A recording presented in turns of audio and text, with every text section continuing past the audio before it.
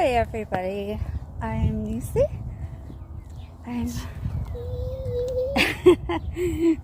My daughter wants to say hi. Say hi. Hi. We're outside just taking a little walk around the neighborhood, and I'm already getting out of breath here. Walking is not for me. Like I said, walking is not for me, and I'll tell you exactly why. My story starts in 1995. I was 11 years old. I was very active and healthy kid, and I was diagnosed with scoliosis. And the top surgeon, this way, sweetie. The top surgeon at Boston Children's Hospital at the time told me my curve was too advanced for a brace and I needed to have surgery pretty much right away.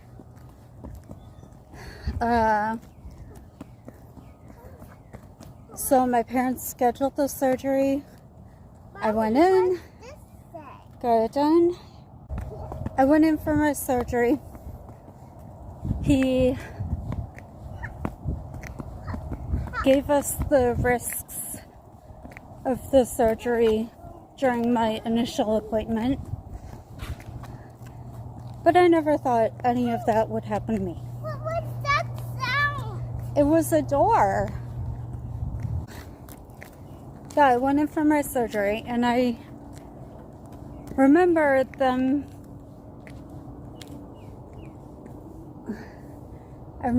getting ready to put me under anesthesia and everything. And then I remember waking up from the anesthesia and having them do the regular check, you know, can you move this? Can you feel this? Yep, I was fine. Okay. No problem.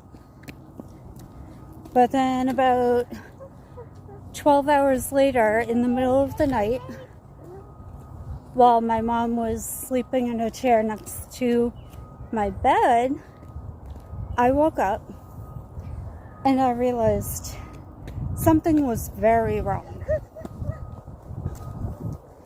I couldn't move my legs.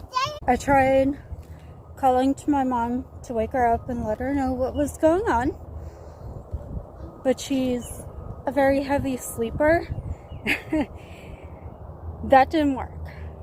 And I tried using the railings on my bed to pull myself onto my left side to try and nudge my mom awake.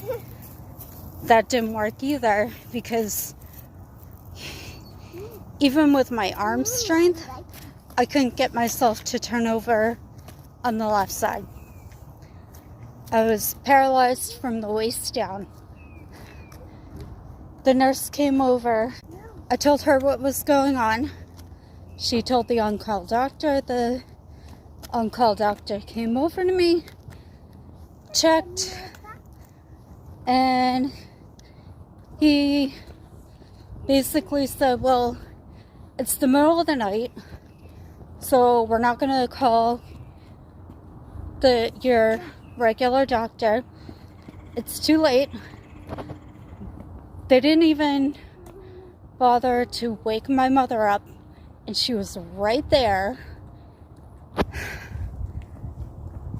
And they didn't call my dad at home either.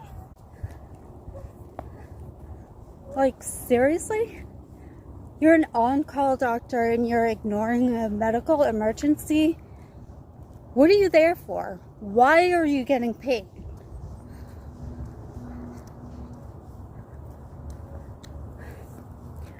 But of course, just 11 years old, I didn't know how to say that to him.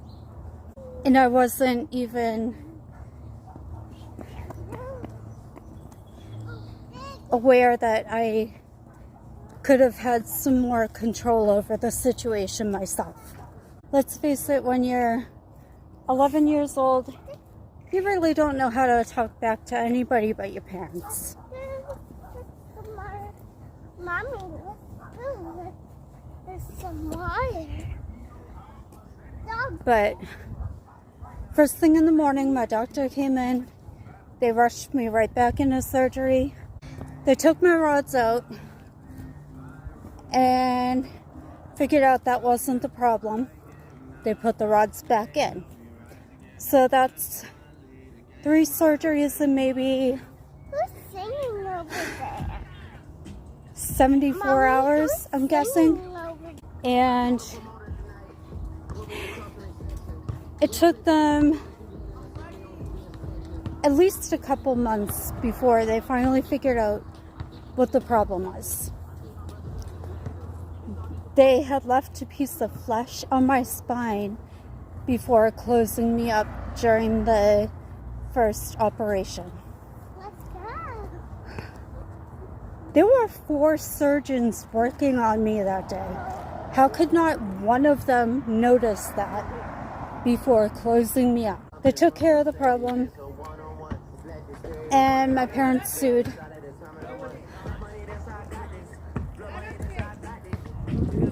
They didn't really sue hard enough, I don't think, because I think the initial priority to them at the time was getting me home, because I had been in the hospital for months already.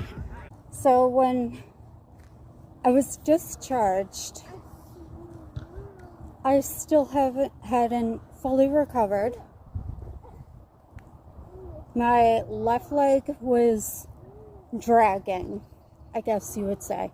So what they told me as I was leaving the hospital is that my left leg would take longer to recover because it wasn't my dominant side.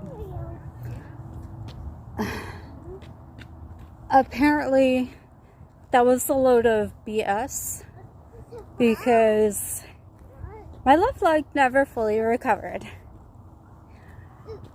And until my husband brought it up, I want to say about 10, maybe 15 years ago, I didn't even realize I was partially paralyzed.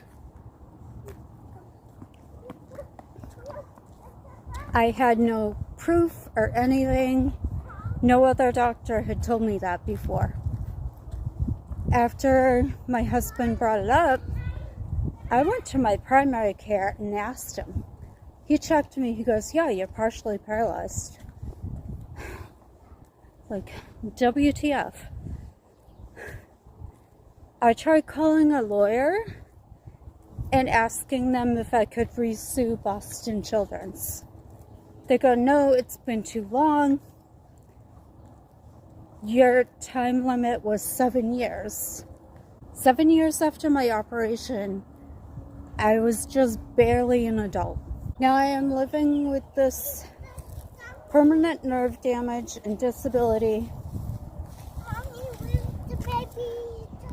but will the state of Massachusetts grant me disability? No. Mommy, I have tried so many times. I've even tried going through a lawyer. I just can't convince them that I qualify.